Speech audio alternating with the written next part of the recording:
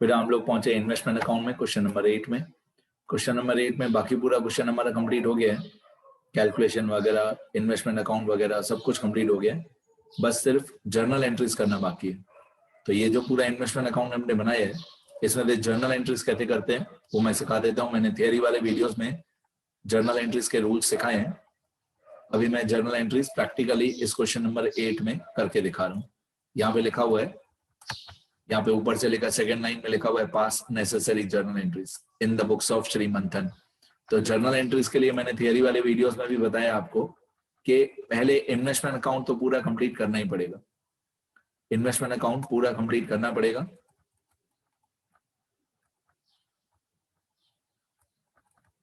ये investment account पूरा हमने कंप्लीट कर लिया। अब सबसे पहले हम लोग डेट वाइज सॉल्व करेंगे। तो ये 1/4/2017 ओपनिंग बैलेंस है। ओपनिंग बैलेंस की जर्नल एंट्री नहीं होती है, बैलेंस ब्रॉट डाउन की जर्नल एंट्री नहीं होती है। और ये जो नीचे नीचे लास्ट में बैलेंस कैरीड फॉरवर्ड है, इसकी भी जर्नल एंट्री नहीं होती है। तो 1/4/2017 सबसे पहले आएगा, उसके बाद फिर से 1/4/2017 है। तो ये वाला जो 1/4/2017 है सेकंड वाला, टू इंटरेस्ट अक्रूड 11250, इसकी जर्नल एंट्री होगी। तो डेट याद रखना 1/4/17 और ये अमाउंट याद रखना 11250। अब मैं जर्नल एंट्री लिख के बताता हूँ, यहाँ पे मैंने फॉर्मेट बना के रखा है, ये 11250 11250। अब यहाँ पे मैं डेट लिखूंगा 1/4/2017 और इंटरेस्ट का कॉलम मतलब इंटरेस्ट अकाउंट, इंटरेस्ट का कॉलम मतलब इंटरेस्ट अकाउंट। तो इंटरेस्ट अकाउंट हुआ डेबिट, तो interest accrued account, interest account debit to interest accrued account, ये हमारी पहली जर्नल एंट्री होगी। क्योंकि ये इंटरेस्ट के कॉलम में डेबिट साइड पे लिखा हुआ है, तो इंटरेस्ट अकाउंट हुआ डेबिट और इंटरेस्ट अक्रूड हुआ क्रेडिट 11250। बस इतना ही है, मैं नरेशन नहीं लिख रहा हूँ, नरेशन आप लोग खुद ही लिख देना। Being the interest accrued on 1/4/2017, being interest accrued on 1/4/2017, वो नरेशन आप लोग खुद ही लिख देना। मैं मेन जर्नल एंट्रीज बता रहा हूँ। इसके बाद ये 11250 का इंटरेस्ट हो गया। इसके बाद 1 अप्रैल के बाद ये डेट आएगी 1 मई, मतलब डेबिट साइड क्रेडिट साइड दोनों साइड पे ध्यान रखना है, डेट वाइज ही जाना है। तो 1 अप्रैल के बाद ये डेट आएगी 1 मई। तो 1 मई की हमारी जर्नल एंट्री होगी। नॉमिनल वैल्यू जो है 1,50,000, उसकी जर्नल एंट्री नहीं होती है। जो नॉमिनल वैल्यू है 1,50,000, उसकी जर्नल एंट्री नहीं होती है। इंटरेस्ट का कॉलम मतलब इंटरेस्ट अकाउंट, और कैपिटल वैल्यू का कॉलम ये 1,38,000, मतलब जो ऊपर नाम हो ये वाला 12% सेंट्रल गवर्नमेंट लोन अकाउंट। तो कैपिटल वैल्यू का कॉलम मतलब 12% सेंट्रल गवर्नमेंट लोन अकाउंट, इसमें हमको अमाउंट दी हुई है ये वाली 1,38,000। तो इंटरेस्ट अकाउंट होगा डेबिट, ये इंटरेस्ट अकाउंट होगा डेबिट क्योंकि ये इंटरेस्ट कॉलम है, डेबिट साइड है। तो इंटरेस्ट अकाउंट होगा डेबिट, 12% सेंट्रल गवर्नमेंट लोन होगा डेबिट टू बैंक। ये इंटरेस्ट है 6,000 डेबिट होगा, ये 1,38,000 ये भी डेबिट होगा। अब एंट्री अच्छी तरह सुनना, मैं जर्नल एंट्री में लिख के बताता हूँ। 6,000, 1,38,000, डेट थी इसकी 1/5/2017। ये 6,000 जो था ये इंटरेस्ट था, तो इंटरेस्ट अकाउंट डेबिट, ये 6,000 इंटरेस्ट था, तो इंटरेस्ट अकाउंट डेबिट। और ये जो 1,38,000 था ये था 12% central government loan account, 12% central government loan account debit. फिर टू में लिखा हुआ था बैंक, मतलब पर्टिकुलर्स के कॉलम में लिखा हुआ था बैंक, तो बैंक अकाउंट हो जाएगा क्रेडिट, जितना इन दोनों का टोटल हो।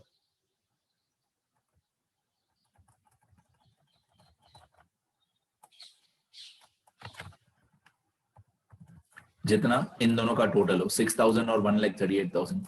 तो 6,000 प्लस 1,38,000 ये होता है 1,44,000। तो 1,44,000 हो जाएगा क्रेडिट बैंक में।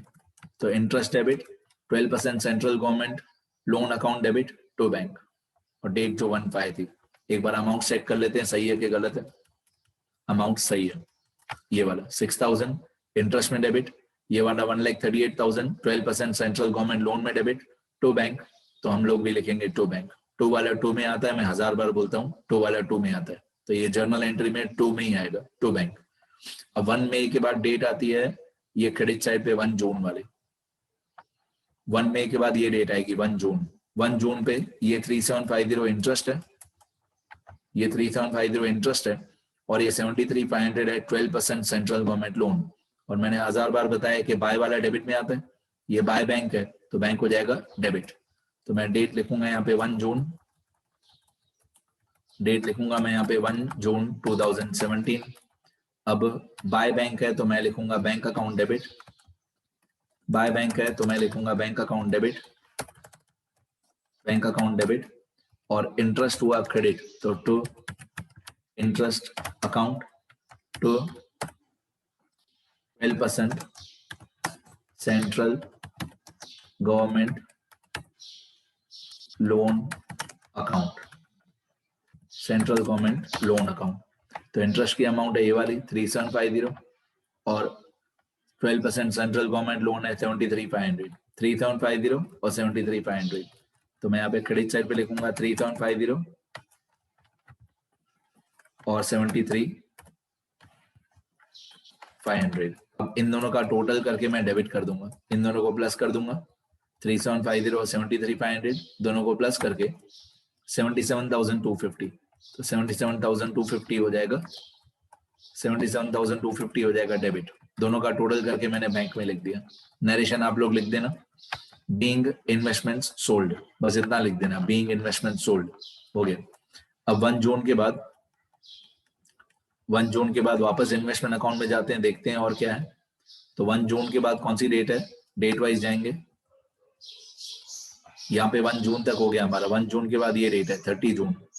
तो हम 30 जून पे इंटरेस्ट की एंट्री करेंगे। 30 जून पे एक ही अमाउंट है ये वाला 27,000 और ये कौन सा कॉलम है, इंटरेस्ट का कॉलम है। तो ये यहाँ पे लिखा हुआ है बाय बैंक, तो बाय वाला डेबिट होता है, बाय वाला डेबिट होता है। तो bank account debit to interest 27,000। तो मैं यहाँ पे लिखूंगा 27,000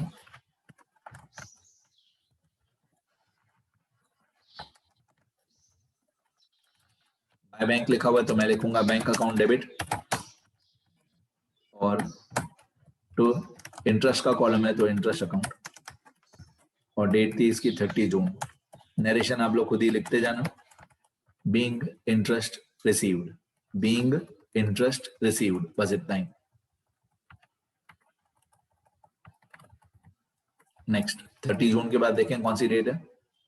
तो 30 जून के बाद इन्वेस्टमेंट अकाउंट में कौन सी डेट है, 30 जून के बाद ये आएगा 1 सितंबर। 30 जून के बाद ये 19 आएगा। यहाँ पे डेबिट साइड पे 16 फरवरी है, 16 फरवरी मेरे हिसाब से 16 फरवरी में 2018 होगा, शायद मेरी गलती है।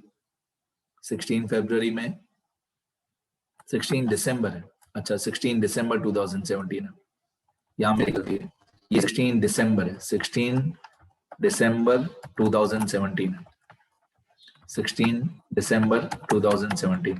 हाँ अब सही है। तो 30 जून के बाद, ये 30 जून के बाद आएगा 19, 30 जून के बाद यहाँ पे 19 आएगा। 19 पे इन्वेस्टमेंट हमने बेची है, बाय बैंक तो बैंक हो जाएगा डेबिट, ये 1500 रुपए, ये 1500 इंटरेस्ट में डेबिट और ये 75,000 12% सेंट्रल गवर्नमेंट लोन में डेबिट। तो 30 जून के बाद ये डेट आएगी 19। अब नंबर्स याद रखो, 19, 1500, 75,000। चलो शुरू करते हैं।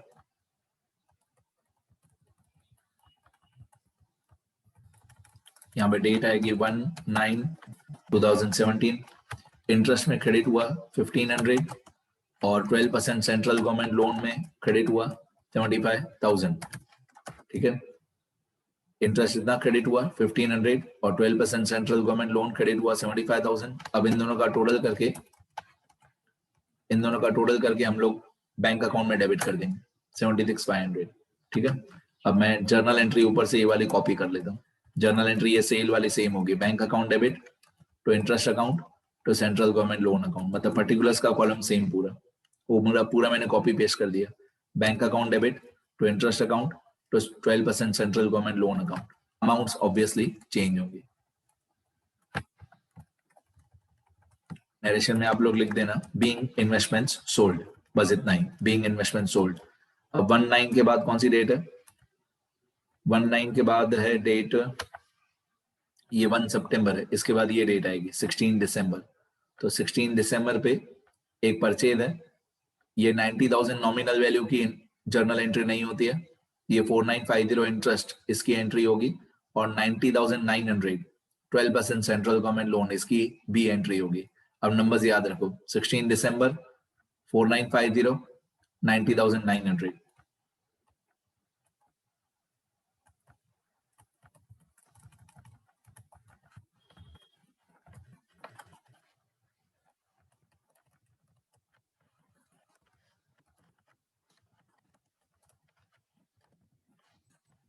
और इन दोनों का टोटल हो जाएगा क्रेडिट।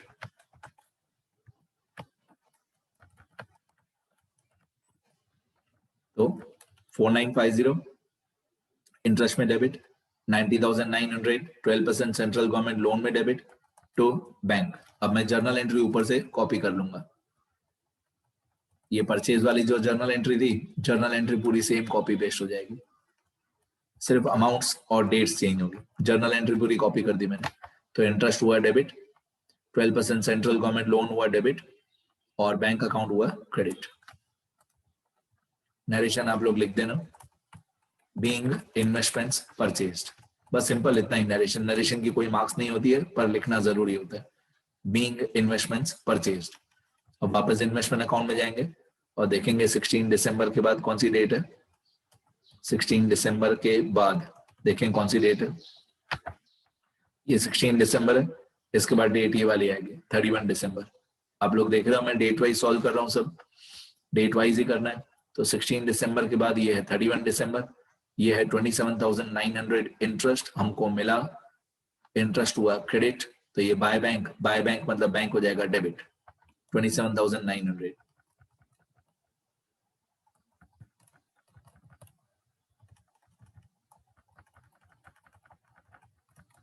यहाँ पे अमाउंट आएगी 27,900, 27,900। अब यहाँ पे डेट आएगी 31 दिसंबर 2017, और इंटरेस्ट का पैसा मिला तो बैंक अकाउंट डेबिट, पैसे आए हमारे पास तो इंटरेस्ट अकाउंट, इंटरेस्ट हमारी इनकम है। नरेशन लिखना जरूरी है, बीइंग इंटरेस्ट रिसीव्ड, इसकी नरेशन लिखना बीइंग इंटरेस्ट रिसीव्ड, बस इतना ही।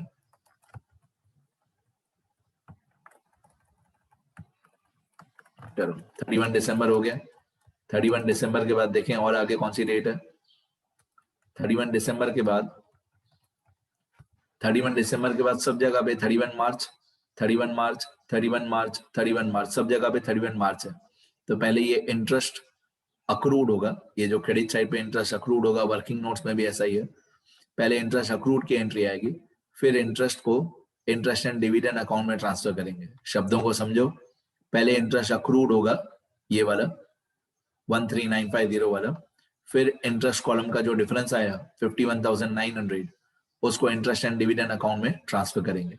तो पहले इंटरेस्ट अक्रूड आएगा, मतलब पहले ये वाली एंट्री आएगी इंटरेस्ट अक्रूड वाली 31 मार्च 13,950। अब इसमें इंटरेस्ट अकाउंट हुआ क्रेडिट, इंटरेस्ट का कॉलम मतलब इंटरेस्ट अकाउंट, तो इंटरेस्ट अकाउंट हुआ क्रेडिट, तो ये इंटरेस्ट अक्रूड जो है ये हो जाएगा डेबिट 13,950। तो 13,950, 13,950, डेट है इसकी 31 मार्च 2018, 31 मार्च 2018। इंटरेस्ट था क्रेडिट साइड पे, तो इंटरेस्ट होगा क्रेडिट, क्योंकि इंटरेस्ट का कॉलम क्रेडिट हुआ। तो डेबिट क्या होगा, इंटरेस्ट अक्रूड, इंटरेस्ट अक्रूड हो जाएगा डेबिट, क्योंकि इंटरेस्ट अक्रूड बाय में लिखा हुआ था, बाय मतलब डेबिट। तो ये 31 मार्च पे इंटरेस्ट अक्रूड हो गया डेबिट। ठीक है, अब और भी इंटरेस्ट के कॉलम में एक एंट्री थी, देखते जाओ।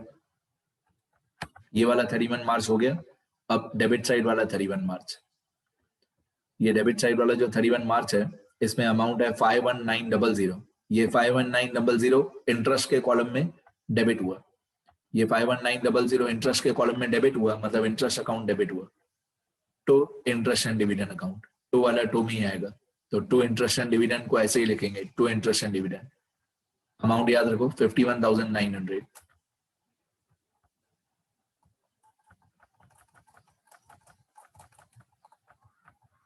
तो मैं यहाँ पे लिखूंगा 51,900, 51,900। डेट आएगी इसकी 31 मार्च 2018। अब इंटरेस्ट का कॉलम डेबिट हुआ, मतलब इंटरेस्ट अकाउंट डेबिट हुआ। इंटरेस्ट के कॉलम में डेबिट है, मतलब इंटरेस्ट अकाउंट डेबिट है। फिर पर्टिकुलर्स में लिखा हुआ है, पर्टिकुलर्स में लिखा हुआ है to interest and dividend account, तो हम लोग भी इसको ऐसे लिखेंगे, to interest and dividend account. इसकी नरेशन ऐसे होगी, being interest account closed and transferred to interest and dividend account. Being interest account closed and transferred to interest and dividend account. ठीक है, और आगे बढ़ते हैं। लगभग इसके बाद लास्ट एक एंट्री बाकी है। हाँ, लास्ट एंट्री बाकी है, सुनते रहो। अब 31 मार्च के बाद ये वाला 31 मार्च है जिसमें टू पीएनएल अकाउंट लिखा हुआ है 13,500। इस 13,500 की एंट्री करनी है हमको, ये 31 मार्च पे। तो 31 मार्च पे यहाँ पे लिखा हुआ है टू पीएनएल, और कॉलम कौन सा है? कॉलम है कैपिटल वैल्यू का कॉलम।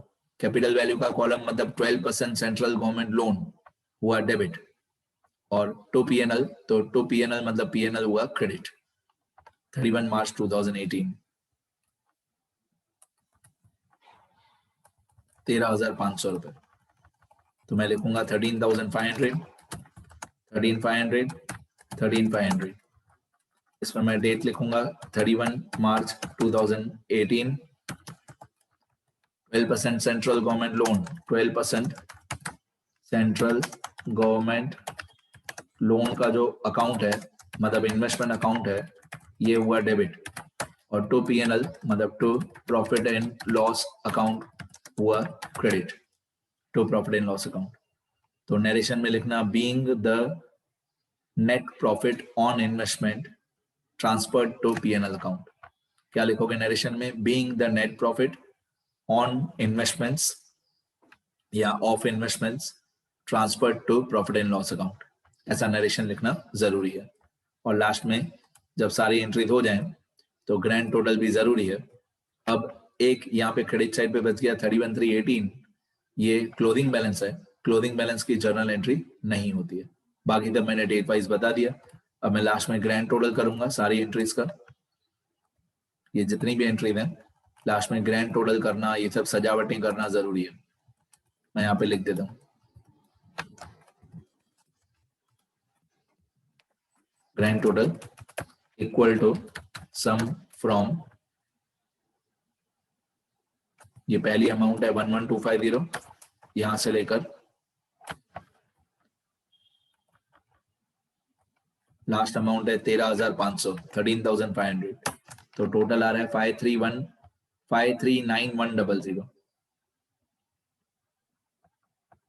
539,100। डेबिट में भी ऑब्वियसली जर्नल एंट्री है, जो डेबिट का टोटल होगा वही क्रेडिट का टोटल होगा। 539,100, नीचे डबल लाइन करना, ऊपर सिंगल लाइन और नीचे की तरफ डबल लाइन करना। ठीक है, बस इतना ही आंसर था हमारा, ये अच्छी तरह कंप्लीट कर लेना।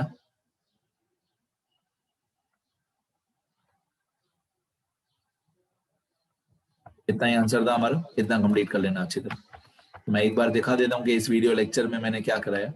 इस वीडियो लेक्चर में मैंने सिर्फ जर्नल एंट्री बताई क्वेश्चन नंबर 8 की इन्वेस्टमेंट अकाउंट में।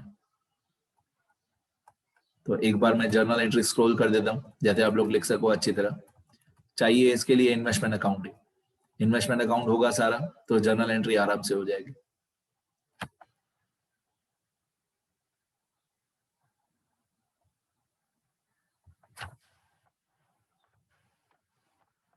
लिखना शुरू करो, हर 2 सेकंड में वीडियो पॉज कर देना।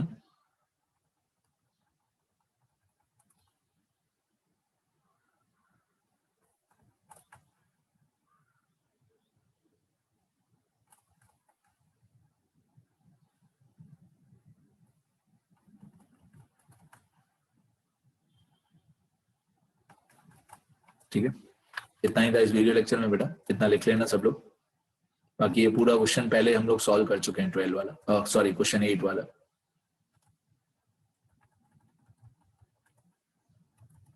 ठीक है बेटा, इतना लिख लेना, मिलते हैं नेक्स्ट वीडियो में।